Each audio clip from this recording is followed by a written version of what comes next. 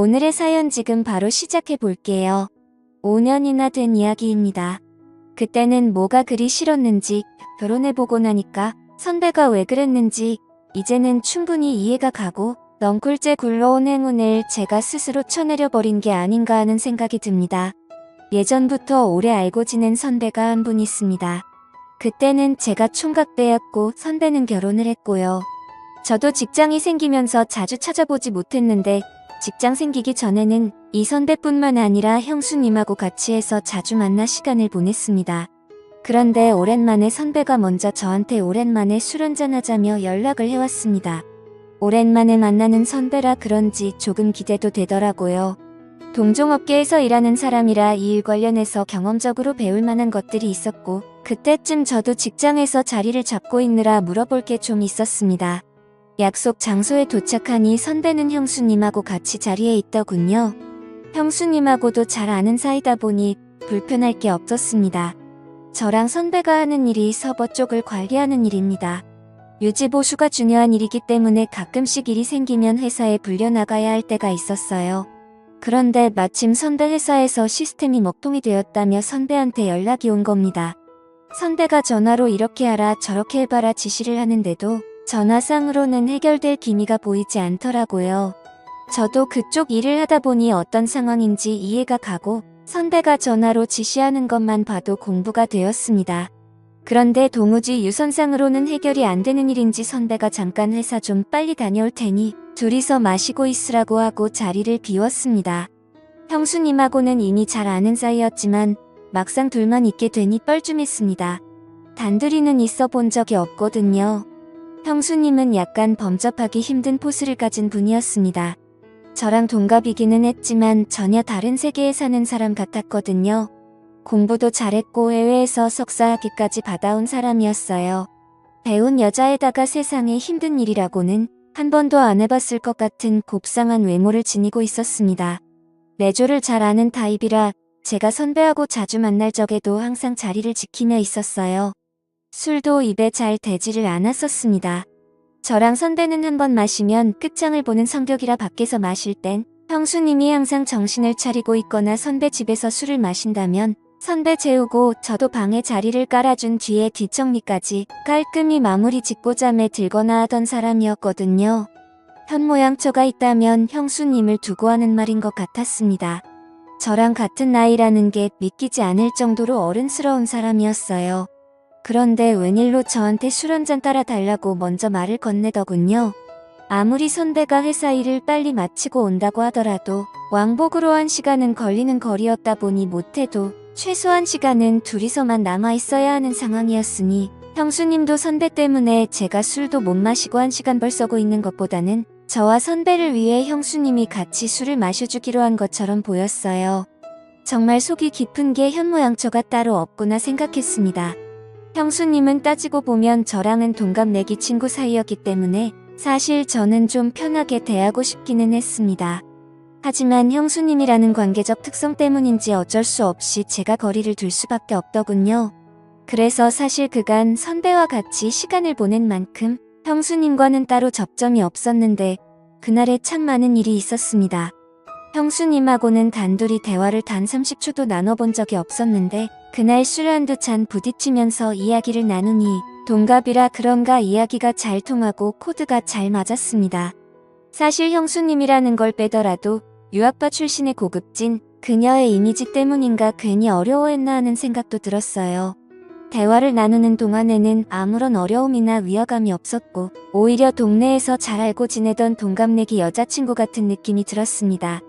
서로 죽이 잘 맞아서 한참을 떠들었는데 시간을 보니 이미 선배가 회사로 향한 지도 어느덧 1시간 반이 흘러 있었습니다. 형수님도 선배가 생각보다 늦으니 전화를 했는데 선배는 금방 끝난다면서 둘이 괜찮으면 좀 더 마시고 있으라고 하더군요. 조금 이르게 만나서 그때가 밤 10시쯤 밖에 되지 않았고 형수님은 술을 잘 못하는 관계로 천천히 꺾어 마시고 있었기에 저도 술 기운이 그렇게 오르지 않은 상황이었습니다. 둘이 있는 게 생각보다 불편하지 않으니 조금 더 기다리는 건 문제가 없겠다 싶었습니다. 그런데 또 한 가게에서 거의 3시간을 넘게 있었고 형준이 술을 천천히 마시고 안주도 잘 안 먹다 보니 다른 가게로 옮기는 게 민폐가 아니겠다 하는 생각도 있었어요. 주 정도 소주 맥주를 마시는 것보다 형수님이면 와인 같은 걸 좋아하지 않을까 싶어서 자리를 옮기자고 권했습니다. 형수님이 조금 취했나 느낀 게 이때쯤이었는데 목소리에 코맹맹이 소리를 섞기도 하고 눈을 깨슴치려 하고 긴 머리를 뒤로 훔치며 웃는데 평소와는 사뭇 분위기가 다른 게 느껴졌습니다. 형수님이 먼저 좋다고 자리를 옮기자고 했고 근처에 있는 와인 바로 자리를 옮겼습니다. 조금 프라이빗하게 방형식으로 되어 있는데 조명이 불긋불긋한 곳에서 형수님을 보니 분위기가 묘하더군요. 간단한 치즈 안주와 함께 도수가 제일 약한 와인으로 주문을 했습니다. 괜히 형수님이 취하면 그것도 문제가 되겠구나 싶었거든요. 그런데 와인이 맛있다며 엄청난 속도로 술을 마시더라고요. 그러다가 그녀가 팔을 뻗으며 테이블 위에 있던 물병을 제 쪽으로 엎었는데 뚜껑이 잘 닫혀 있어서 물이 많이 흐르지는 않았습니다. 그래도 테이블 위에 살짝 흐른 물을 닦으려고 티슈를 꺼내는데 형수님도 술 기운에 당황해서 팔을 뻗다가 둘이서 서로 손을 잡아버리고 말았습니다.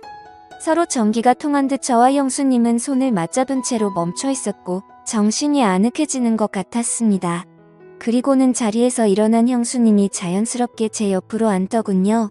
자기가 조금 취해서 어지럽다면서 잠깐만 쉬어도 되겠냐며 제 어깨에 기대 눕더라고요. 형수님 머리에서 나는 은은한 샴푸 향에 정신이 아늑해질 뻔했지만 남아있는 이성의 끈을 잡으면서 이러면 안 된다고 몇 번을 되뇌이며 정신줄을 붙잡았습니다. 형수님은 일어날 생각이 없는 건지 계속 제 어깨에 기대서 있었고요. 선배가 돌아오면 어쩌나 조마조마하더군요. 어차피 방형식으로 돼 있는 곳이라 커튼 너머로는 아무것도 안 보여서 괜찮았고 형님도 저희가 있는 방에 들어오려면 저나 형수님한테 먼저 연락을 해야 했을 테니 문제가 없을 거라 생각이 들어서 저도 그냥 에라 모르겠다는 생각으로 어깨에 기댄 형수님을 그대로 두고 반대 방향만 바라보고 있었습니다. 시간은 이제 1시가 다 되어가는데 곧 온다던 선배는 연락조차 없더군요. 형수님은 아직도 제 어깨에 기대서 새근새근 숨을 몰아내 쉬며 있었고 저는 속으로 애국가까지 부르면서 올라오는 술기운을 참아내려 애를 쓰고 있었습니다.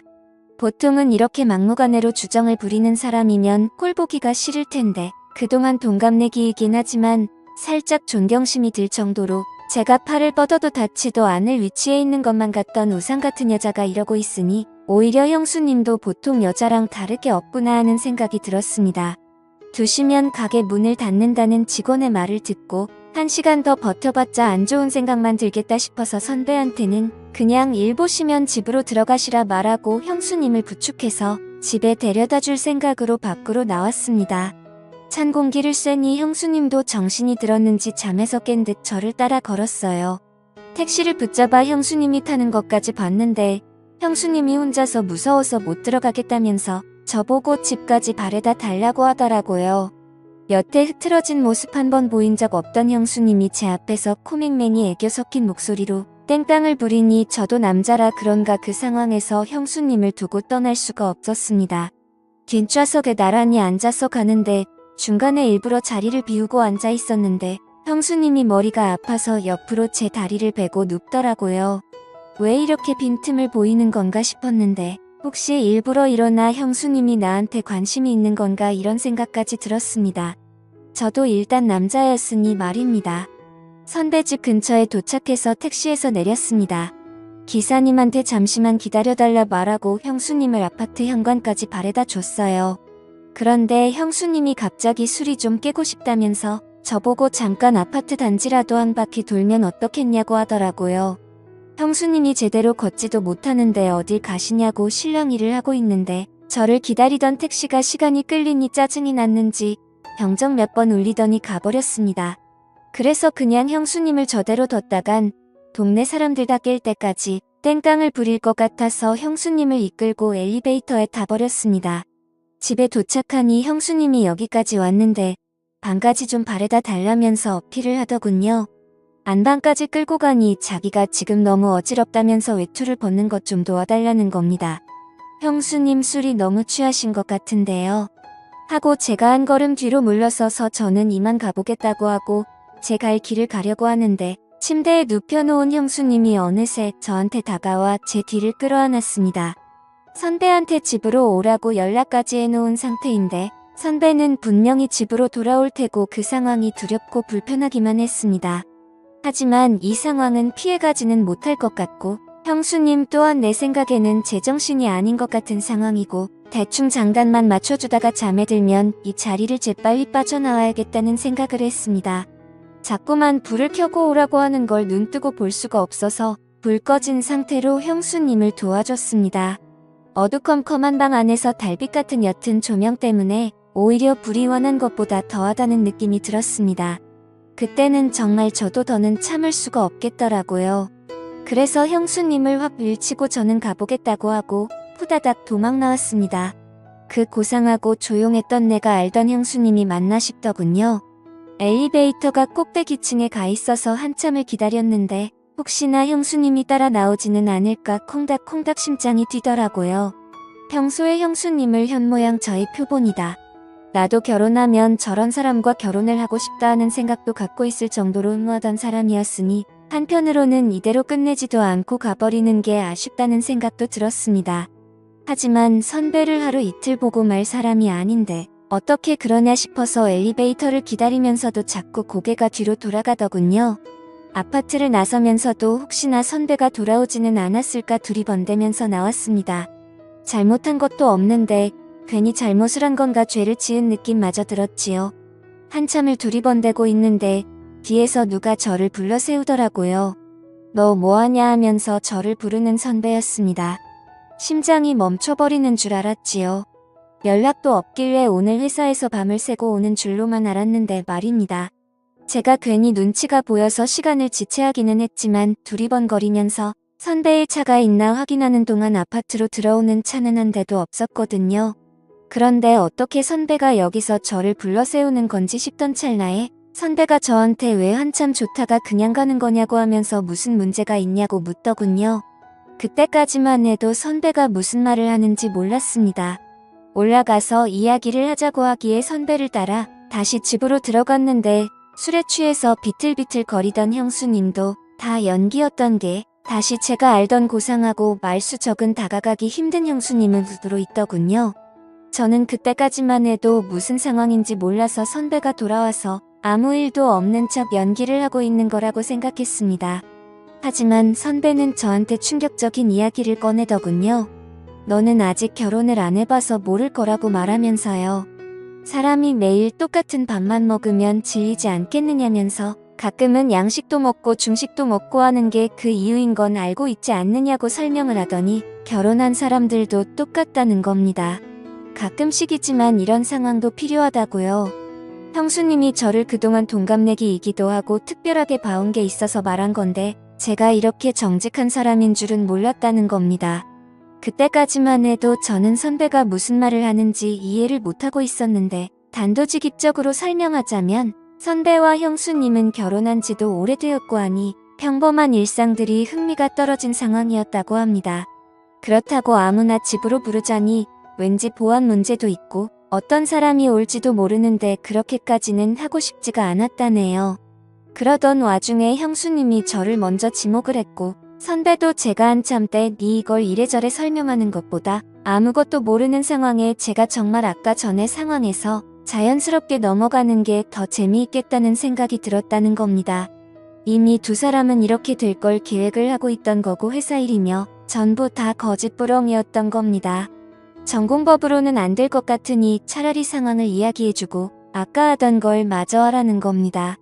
제가 어이가 없어서 이건 해도 너무한 거 아니냐며 자리를 박차고 일어섰지요. 그러니 선배는 내 와이프 자존심에 상처를 준 거다 어쩐다 하면서 화를 내기 시작했어요.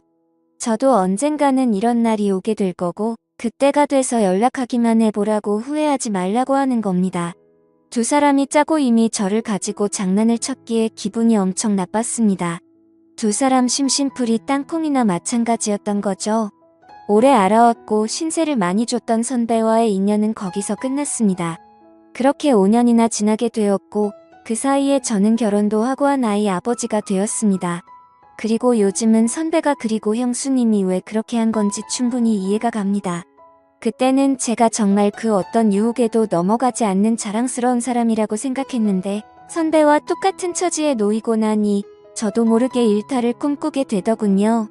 이제는 이해가 됩니다. 그리고 그때 아무 행동도 하지 못했던 제가 다 부끄럽고 바보 같다는 생각이 드네요. 오늘의 사연은 여기까지입니다. 긴 사연 끝까지 들어주셔서 감사합니다.